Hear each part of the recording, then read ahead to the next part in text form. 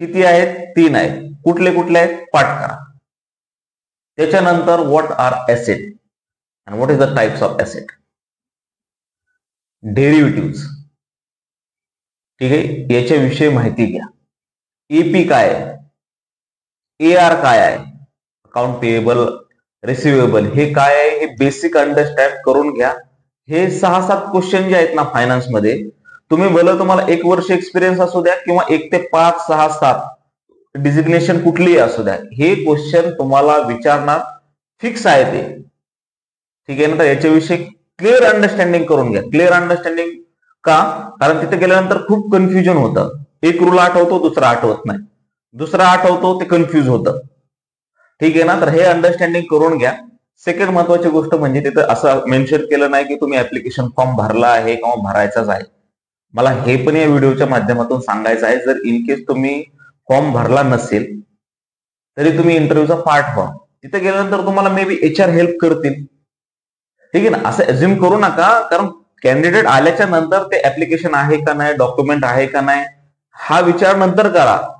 First priority काय आहे की तुम्ही इंटरव्ह्यूच्या प्रोसेसचा पार्टिसिपेट व्हा, त्याचा पार्ट व्हा. मुंबई लोकेशन आणि पुणे लोकेशन 13 एप्रिल 2024 रोजी दोन्ही लोकेशनसाठी इंटरव्ह्यू आहेत TCS मध्ये. पुण्यासाठी वेगळी जॉब डिस्क्रिप्शन आहे, मुंबईसाठी जॉब डिस्क्रिप्शन वेगळं आहे पहा. ठीक आहे. तर याची आन्सर तुम्हाला, म्हणजे मी ज्यावेळेस इंटरव्ह्यूची प्रॅक्टिस करत होतो तर मी हँड रिटन मध्ये लिहिलेले आहेत सर्व, तुम्हाला स्क्रीनवर मिळालेच असतील.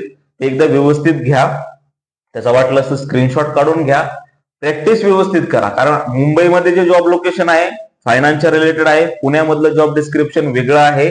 तर दोन्ही इंटरव्ह्यूला तुम्ही जाऊ शकता, इंटरव्ह्यूला तुम्ही पार्टिसिपेट व्हा.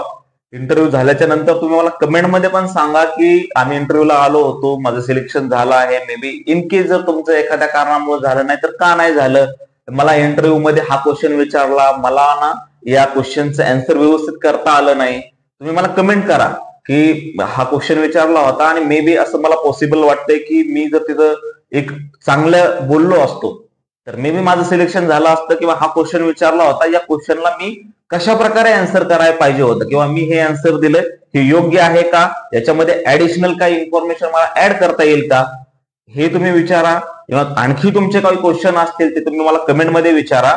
आणि तुम्हाला जेवढं शक्य आहे तेवढा हा व्हिडिओ शेअर करा, कारण पुण्यामधला तरी व्हिडिओ आपण ऑलरेडी 1 आठवडा अगोदर पोस्ट केलता, पण हा 13 तारखेलाच आपण पोस्ट करतोय, आणि म्हणजे 12ला पोस्ट करतोय, आणि उद्या इंटरव्ह्यू डेट आहे. त्याच्यामुळे तुम्हाला जेवढं शक्य आहे मित्रांपर्यंत सांगा.